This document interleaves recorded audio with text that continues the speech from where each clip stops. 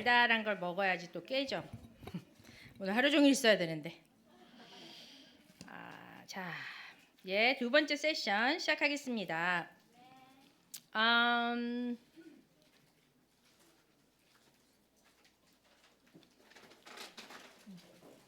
자, 상처받은 마음, 아픈 영성.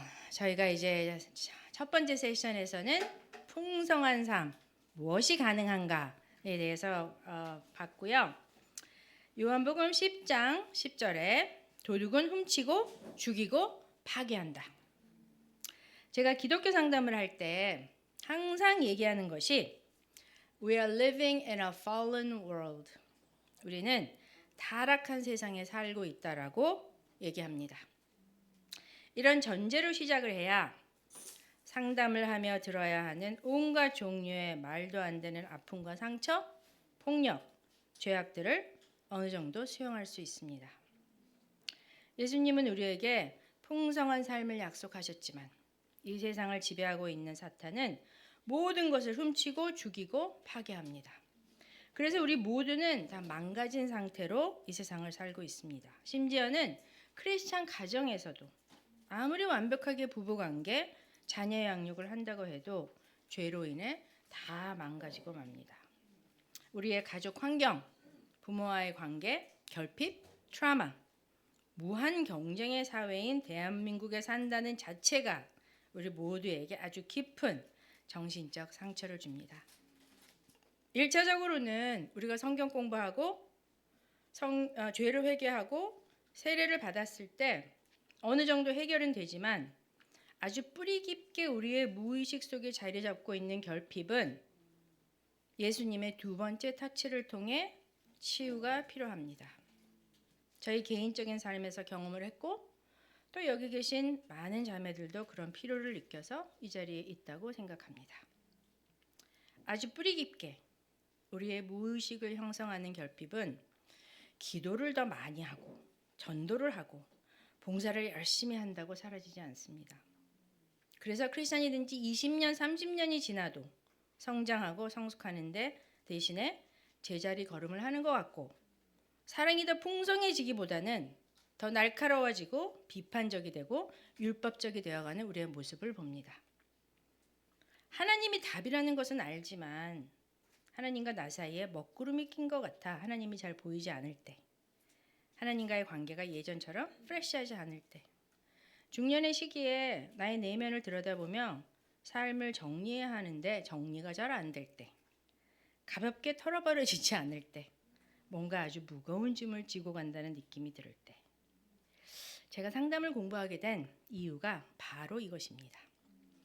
하나님이 답이고 말씀이 진리인 건 알겠지만 더 이상 와닿지가 않을 때, 뭔가 브레이크스루가 필요하다고 느낄 때, 상담을 통해 나의 내면을 깊이 들여다보며 내 마음속에 있던 깊은 결핍과 상처를 인지하고 치유하며 자유로워졌을 때, 나와 하나님 사이에 있던 먹구름이 거쳐지는 것 같고 하나님을 더욱더 선명하게 볼 수 있게 되었습니다. 어떤 사람들은 예수님의 한 번의 터치만으로 나아지는 사람이 있는가 하면 어떤 이들은 예수님의 두 번째 터치가 필요할 수도 있습니다. 상담실을 제일 많이 찾는 연령이 중년 여성들입니다. 그 시기가 딱 자기 내면을 여유롭게 들여다보며 진정한 자기 자신과 만나고 과거의 결핍과 상처에서 벗어날 수 있는 딱 좋은 시기라서 그런 것 같고, 아니면 나이가 50 정도 되면 온갖 종류의 여러 종류의 인생의 브레이크가 걸려서 상담실을 찾을 수밖에 없게 됩니다. 여기 계신 여러분들이 각자 자기 내면을 들여다보며 무엇을 대면할지는 모르지만 상담실의 단골이라고 할 수 있는 가장 대표적인 세 가지를 고르자면 애착, 결핍, 트라우마, 자존감의 결여입니다. 이런 부분에 대해서 더 공부하고 싶거나 알고 싶으면 요즘 상담에 관련된 책들이 서점이나 도서실에 차고 넘칩니다. 그리고 유튜브나 TV를 통해서도 볼 수 있고요. 아니면 우리의 만년비서인 챗 GPT를 통해서 이거를 딱 찍어서 물어보세요. 만년비서. 요즘에 챗 GPT 안 쓰는 사람 거의 없죠? 엊그저께 드디어 제가 유료화했습니다. 계속 그 무료로 쓰다가 드디어 유료로 이제 챗GPT를 그 전 세계적으로 유료 GPT를 제일 많이 쓰는 나라가 한국이 두 번째래요. 첫 번째가 미국이고. 그래서 오늘 저는 그래서 요즘에는 이런 그 클래스도 챗GPT한테 물어보면 쫙 나와요. 전 그렇게 하지 않았어요. 그 PPT만 챗GPT의 도움을 받았고 그래서 저는 오늘 챗GPT가 도저히 카피할 수 없는 저희 개인적인 삶에 대해 나누려고 합니다. 개인적인 삶은 챗GPT가 카피할 수 없으니까. 우리 모두의 스토리는 다르겠지만 저희 스토리가 여러분에게 시작할 수 있는 실마리가 되기를 바랍니다. 애착 결핍. 3살 버릇이 80까지 간다는 말이 영 틀린 말이 아니에요. 태어나서 3살까지 우리가 부모와의 어떤 애착 관계를 형성하나가 우리의 자아 형성과 세상을 향한 신뢰를 형성하는 데 지대한 영향을 줍니다. 애착의 결핍은 우리의 무의식 가운데 자리 잡고 있어서 우리의 의식이 인지하지 못한 상태에서 말로, 행동으로, 감정으로 튀어나옵니다. 제가 어느 날 TV 드라마를 보고 있었는데 거기서 딸이 이혼을 하고 이혼했다는 사실을 비밀로 하고 있다가 엄마가 알게 되어서 엄마와 부둥켜 안고 우는 모습을 보며 제가 갑자기 펑펑 울었어요. 너무나도 서럽게. 재원 씨가 놀라서 왜 그렇게 우냐고 물어보길래 제가 얘기하길 난 저렇게 달려가 안길 엄마가 없어. 우리 엄마는 나보고 혼내고 화내지 절대로 끌어안고 울지 않을 거야. 라고 얘기했어요. 그러면서 다시 한번 느꼈죠. 난 평생 엄마의 따뜻한 품을 그리워하며 살았구나. 제가 상담을 받으며 브레이크스루가 있었을 때 우리 아들을 키우며 내가 너무나도 나쁜 엄마라는 죄책감 때문에 괴로워하고 있을 때 집단 상담을 갔습니다. 저의 과제는 내가 엄마로서 느끼는 죄책감 때문에 갔는데 당시 게스탈트 집단이라 게스탈트 집단은 어떻게 하냐면은 삶에서 미해결 숙제, unfinished business, 내 삶에서 응어리진 부분들을 해결하는 것이 상담의 목적이에요. 그래서 집단 상담에서 어떻게 하냐면은 그냥 돌아가면서 지금 생각나는 감정, 느낌 얘기하라고 아무런 체계가 없이 그렇게 해요. 그래서 거기 가서 살면서 해결되지 않은 감정이 있으면 나누는 시간이 있었는데 그때 제가 굉장히 의외로 나눈 것이 제가 한 10살쯤 되었을 때 10살이었어요. 이 기억이 그 당시에 아직까지도 마음에 남았던 거 보니까 굉장히 어느 순간에 거기 막혀 있었던 것 같아. 10살쯤 되었을 때 저희 아빠가 이제 포항제철에서 근무하셔서 포항에서 근무를 하셨는데 우리는 서울에 살고 엄마가 자주 아빠를 보러 포항에 가셨어요. 근데 그날은 내가 엄마를 놀래켜 줘야지 하면서 엄마를 마중 나가기로 결정을 했어요. 10살이었는데. 생각해보면 저도 좀 굉장히 오버하는 경향이 있었던 것 같아요. 지금 뒤돌아보면 10살인데 뭘 마중을 나가. 밤인데 그것도. 근데 엄마가 막차로 오기 때문에 집에서 기차 타고 버스 정류장으로 가는 내내 또 장마철이라 비가 엄청 오고 또 막차라 버스에 사람도 하나도 없고 너무 춥고 어둡고 무서웠던 기억이 나요. 10살이면 초등학교 3학년 4학년? 그래도 엄마가 나를 보면 너무 좋아하겠지 생각하며 버스 정류장에 간신히 도착해서 진짜 텅텅 빈 버스 정류장에서 간신히 엄마를 만났는데 엄마가 반가워하기는커녕 왜 나왔냐고 화를 내시는 거예요. 물론 엄마가 걱정이 되어서 화를 내셨겠지만 어린 마음에 엄청 상처가 되었었나 봐요. 왜 어렸을 때 그 기억이 그렇게 오래 남았나 보니 난 춥고 어둡고 무서운 데서 엄마의 따뜻한 품을 헤매며 찾고 있었구나를 깨달았어요. 그래서 그 자리에서 티슈 한 박스를 다 쓸 만큼 펑펑 울었어요. 어린 상민이 너무 불쌍해서. 그리고 나의 죄책감은 나도 우리 아이들에게 그런 따뜻한 품을 내어줄 수 없는 엄마가 되는 게 아닌가라는 죄책감. 근데 그렇게 한참 울고 났더니 거기 있던 한 분이 나한테 벽에를 안아보라 그러더라고요. 그래서 안았죠, 이렇게. 그랬더니 그분이 하시는 말씀이 너무나도 완벽한 엄마의 모습이라고 칭찬해 주는 거예요. 이렇게 딱 안고 있으니까. 그때서야 비로소 과거에서 벗어나 자유로워질 수 있었습니다.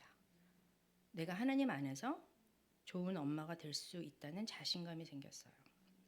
상담을 하다 보면 소위 말하는 아하 모멘트가 있어요. 한마디로 깨닫는 순간이죠. 저에게는 그때가 그런 모멘트였습니다. 엄마와의 관계, 끊임없이 엄마의 따뜻한 품을 그리워하며 헤매는 어린이를 인지하고 안아주고 떠나보내며 자유로워지는 것. 저의 이런 경험을 통해 깨달은 것은 무의식 속에 뿌리 깊게 형성되어 있는 애착 결핍을 인지한다는 것은 과거의 굴레에서 벗어날 수 있는 첫 번째 스텝이라는 것을 배웠습니다. 무의식을 의식화하여 성인으로서 결정할 수 있고 바꿀 수 있다는 것. 나는 더 이상 엄마에게서 따뜻한 품을 바라는 어린이가 아니라는 것을. 하지만 나라는 사람은 따뜻한 품이 필요한 사람이라는 것을 깨달았어요. 어떤 사람은 아주 강한 T라 별 그런 따뜻한 품에 대해서 갈망이 없는 사람들도 있어요. 근데 저는 굉장한 F라 그런 따뜻한 품을 나는 필요한 사람이라는 것을. 그래서 하나님께 남편에게서 자매들과의 관계에서 그 필요를 주도적으로 채우는 것. 그리고 내 아이들에게, 주위 사람들에게 내가 그런 따뜻한 품이 되어주는 것. 그래서 이제 더 이상 그 장면을 내가 그 집단 상담을 하기 전까지는 계속 그 장면이 계속 떠오르고 떠올랐어요. 근데 한번 그렇게 하고 났더니 흘려 보낼 수 있었어요. 그렇게 얘기를 하고 팡팡 울고 왜 내가 이거를 잡고 있고 흘려보내지 못할까를 이해하니까 이제 거기를 버릴 수 있었던 것 같아요. 흘려보낼 수 있었던 것 같아요.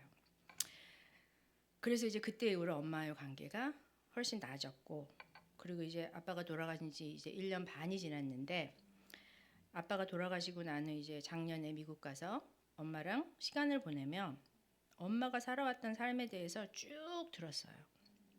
들으면서 무슨 폭삭 속았수다 드라마를 보는 줄 알았어요. 정말 폭삭 속았수다 드라마 한 편. 근데 이제 문제가 뭐냐면 우리 엄마의 경우는 애순이가 첫사랑인 관식이랑 결혼을 한 게 아니고 정략 결혼인 부선장하고 결혼한 삶이었구나. 이해가 가시죠? 어떤 삶을 살았나. 그거를 깨달으니까 엄마에 대한 이해가 더욱더 깊어졌어요. 우리 엄마는 아직도 끊임없이 부정적이고 비판과 지적질이 많으시지만 더 이상 아주 내가 엄마랑과의 관계에서 깊은 상처는 받지 않는 것 같아요. 자유로워져서. 그래서 뭐가 있던 간에 여러분들이 애착 결핍, 엄마와의 관계, 주로 엄마와의 관계죠. 그러니까 항상 이게 상담을 하다 보면은 엄마가 갖는 죄책감 사실 괜찮아요.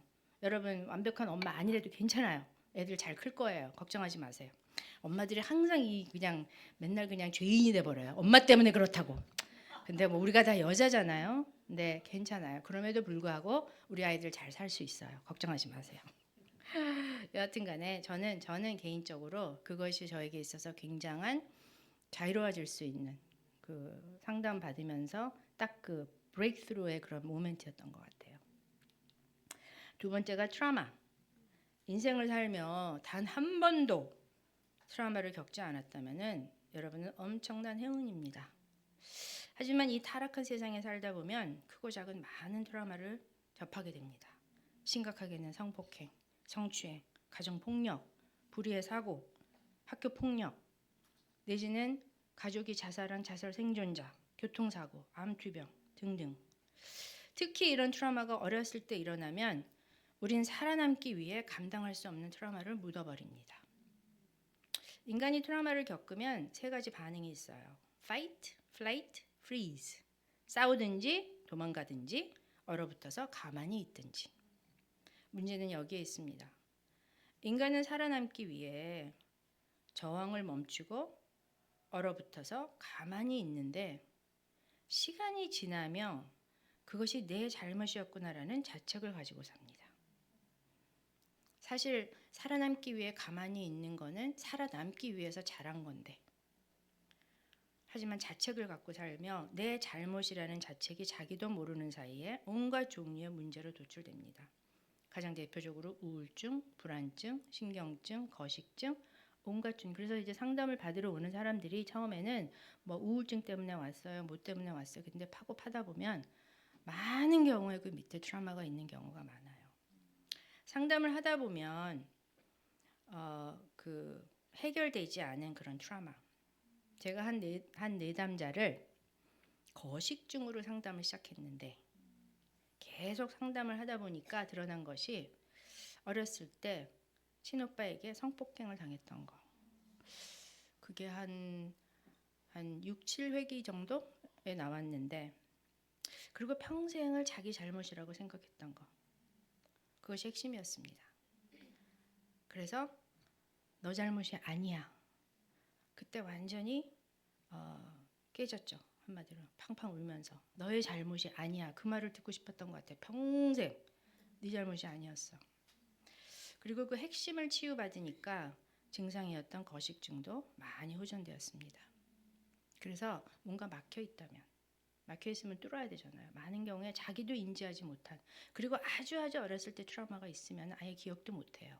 근데 드러나요, 삶에서. 말과 행동과 여러 가지로.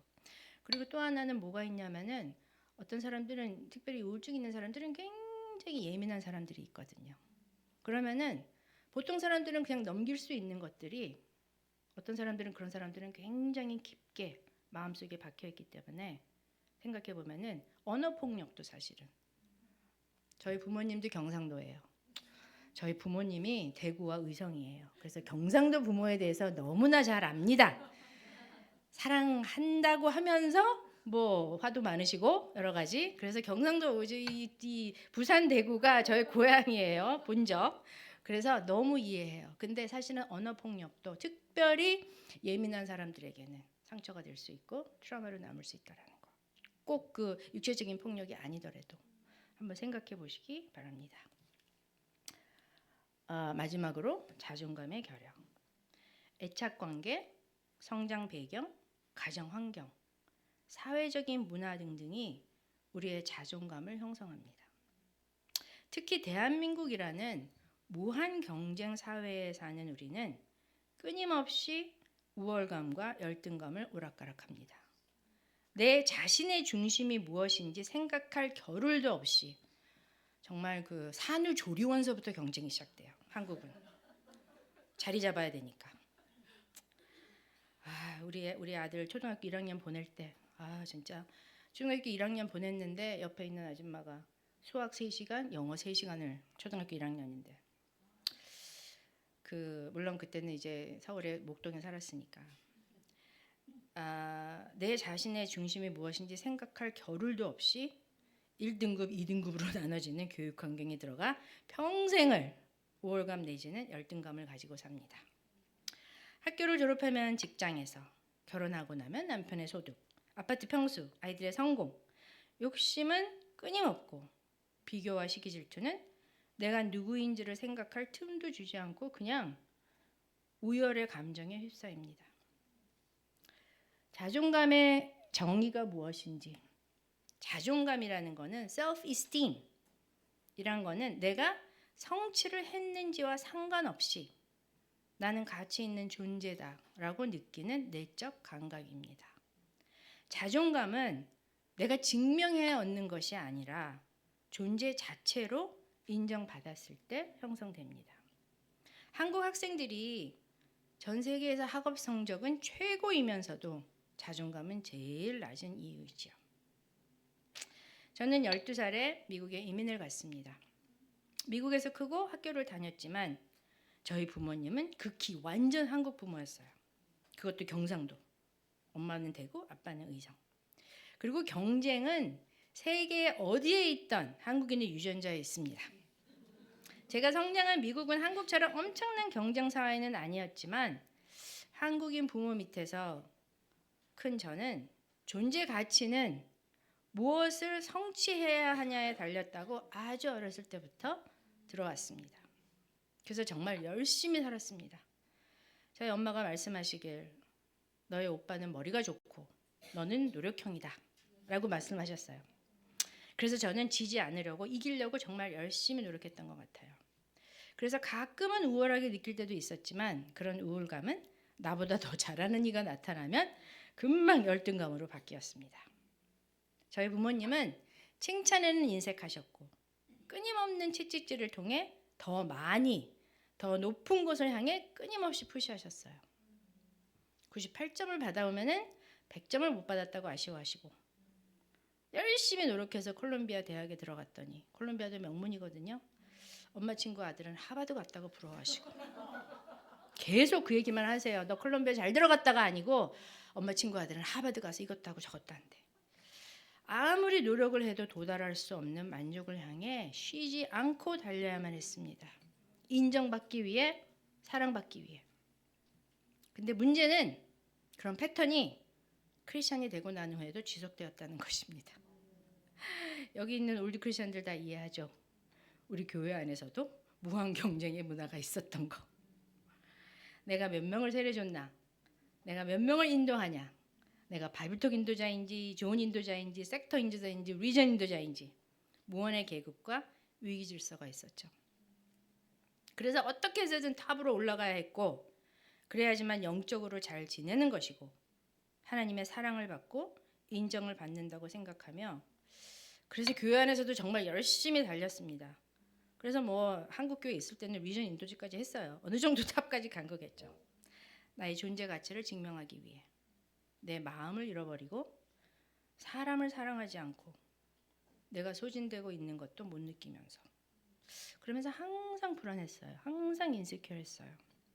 잘 되면 우월하고 실패하면 열등감을 느끼며 결국에는 하나님의 자비로 완전히 바닥을 쳤습니다. 그리고 바닥을 치고 나서야 드디어 하나님의 은혜를 깨달았습니다. 난 아무것도 안 하고 숨만 쉬고 있어도 사랑받을 가치가 있는 사람이구나. 아무것도 할 수 없고 모든 것을 다 실패해서 회생 불가라고 느꼈을 때 크리스찬이 된 지 18년이 지나서야 드디어 정말 마음으로 은혜가 무엇인지를 깨달았습니다. 그리고는 자유로워졌어요. 내 존재 가치를 인정받으니 더 이상 내 자신에게 집착할 필요가 없었습니다. 그래서 자유롭게 사랑하고 섬길 수 있었습니다.